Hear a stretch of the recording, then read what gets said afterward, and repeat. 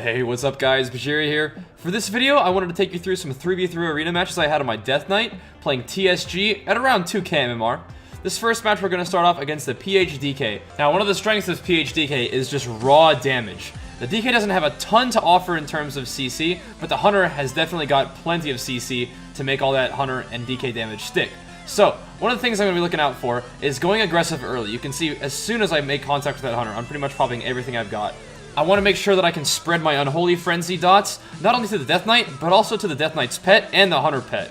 Pets are a huge amount of utility for the enemy team, and if I can get those pets down, it's going to be a huge help for us. Now, as a Death Knight, it's a little bit harder to eat traps, at least coming from my perspective as a warrior or an enhancement shaman, because you can't intervene or just ground traps. So you have to actually watch your positioning and stay close to your healer, or you can do what I'm trying to do in this game, is when your healer does get scattered, when you see that scatter go off, stun the Hunter so he can't throw a trap out there. And that applies to other things. I mean, a good PhDK will often trap off of asphyxiates, off of pet stuns, off of pet roots, things like that. So just be aware, and if you see a situation where your healer's looking like they're going to get trapped, throw a stun onto that Hunter and it will prevent the trap. At least for the moment, but that'll allow you to adjust your positioning and be ready for the next time that Hunter goes for a trap. Okay, so this game was pretty insane. I hadn't seen triple DPS in forever.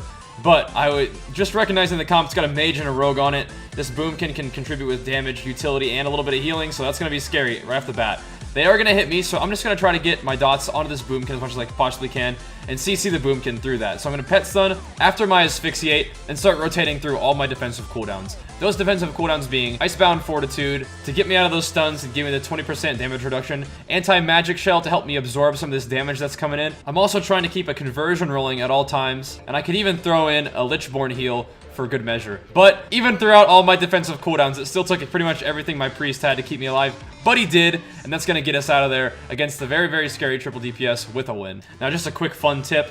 If you are planning on stunning a mage, be sure that you apply your Dark Simulacrum either before or right after you stun the guy, because more than likely he's going to blink, and if you have a blink of your own that you just stole from him, you can blink right back on top of him and keep your damage rolling. Alright, so in this next match, we're going to be going up against a Beast Cleave, which is an enhancement shaman hunter, and pretty much any healer right now. These guys are running it with a priest. Usually the priest is going to be a holy priest, since holy is the dominant PvP spec for priests at the moment. They whispered me after this match and told me that he had forgotten to switch back to holy after farming for some transmog or something, so unfortunate for him, but you know, it's still a good match. Now you see there, as soon as they pop their ascendants on me, my priest is going to grip me back, and we're just going to go ahead and run away from those guys.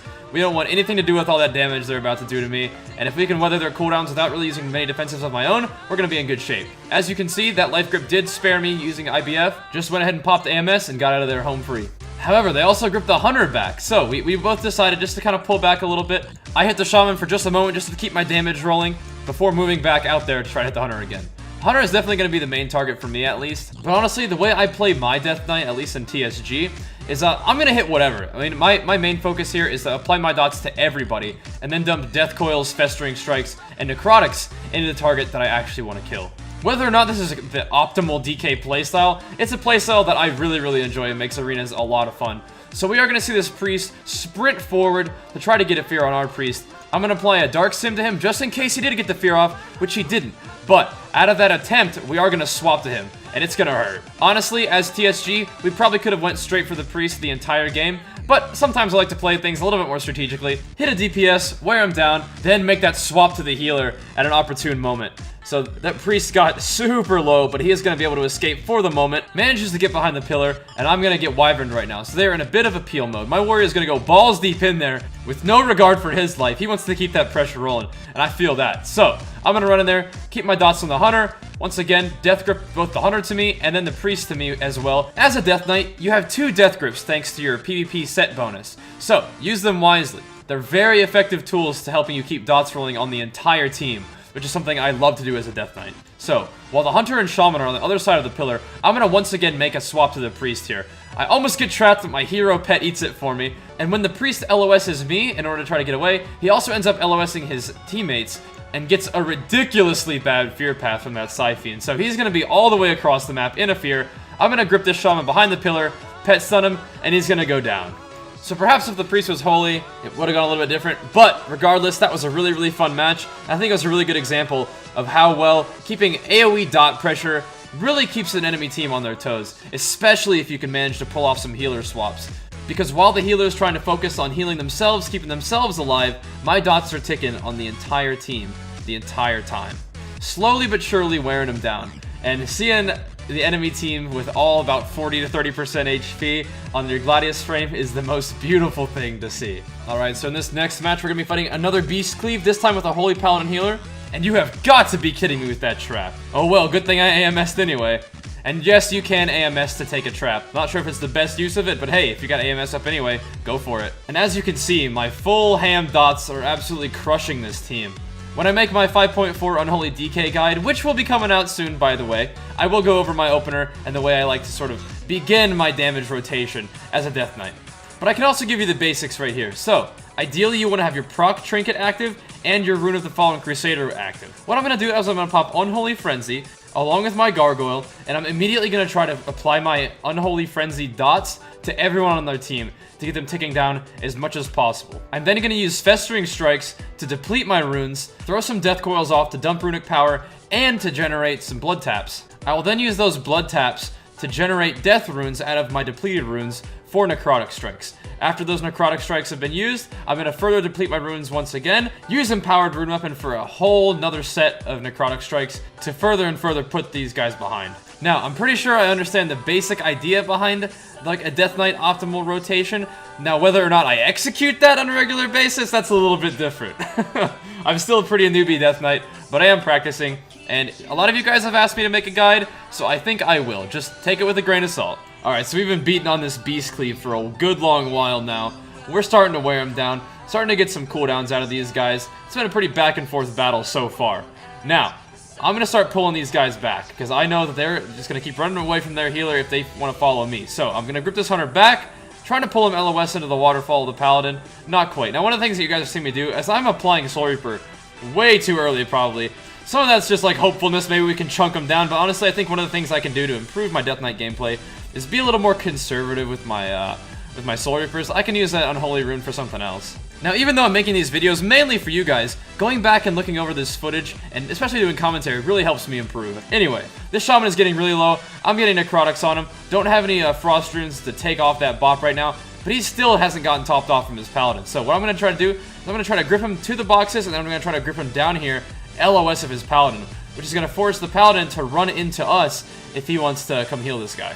Now, he just bopped himself out of a Warrior Fear, but if everybody's all stacked up, this gives my Priest an excellent chance to catch everybody in a huge fear that could potentially win us the game. He is going to get trapped despite us all stacking up like that. Now, this is a situation where my Priest wants to fear. I really should have stunned the Shaman there to keep them from getting tremoured out of that fear. If I had done that, it could have secured us a victory maybe a little bit sooner. But regardless of that, we do have enough pressure rolling right now that these guys are going to have a hard time recovering. Now, even though we've been hitting the Hunter most of the game, this is where being an Unholy Death Knight is sort of having a heads-up attitude towards swapping really helps out quite a bit. The Shaman is so low that we're really putting a lot of focus onto hitting him. Now, this match has been going long enough for my Big Daddy dots to roll around, so I'm going to pop all my cooldowns, get that Gargoyle out, let these dots finish off the game for us, and that Shaman's going to go down. And I've been talking about this, you know, here and there throughout the video, but one of the things as a Death Knight that I've found to help make me be effective is definitely be aware and be willing to swap. If you're just tunneling damage into one guy as a Death Knight, I feel like you're not making the most use out of the damage that you bring to the table. Definitely try to make sure that you have dots on every member of the enemy team at all times, at least in a cleave comp like this. Maybe with PhDK you don't want to be constantly dotting like the healer or something if you're trying to go for a CC. But with TSG, everybody should have dots. Everybody should have bleeds. And if for some reason you're hitting somebody and they're not taking damage, like this Druid, he's in tree form, not taking as much damage as I'd like him to take, I'm going to swap. I'm going to immediately go into this Warlock, apply my Soul Reaper at 100% health. We're not going to do that much damage there, big guy.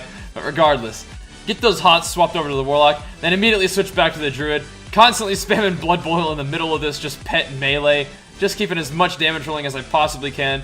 Out of all that scrum, we catch the Druid in a full fear, which is going to let me apply some Necros, get a Soul Reaper roll on this Warlock. He's going to port way away, so I'm not even going to worry about it. As soon as this Druid gets out of his stun, I'm going to swap to him. He ports away as well. I'm going to kill both pets with my dots at the exact same time, which is a beautiful thing. This Druid has to peek out. I'm going to hit him immediately, not letting go of my pressure in the slightest. We've got trinkets from just about everybody except the Death Knight. Druid doesn't have tree form. My dots are ticking constantly on these guys, and we're gonna catch them into a triple shockwave, which the Death Knight is gonna IBF, into an asphyxiate on the Druid. It is the yard, but every second this Druid isn't able to heal is another second that my dots are crushing these guys. Now, as you can see, we're not the only ones dealing damage around here. My Priest is in a full Cyclone right now, and I am getting chopped. So I'm gonna peek into LOS. He's gonna hit me with a life swap, which is gonna buy me just enough time to throw a Death Coil at that Lock, whose pet just died, and secure a kill. Now, that was a super intense match, but a really good example of just how ham you can go as a Death Knight. We pretty much played on this one pillar the entire game, just spamming damage on each other, and it was a blast.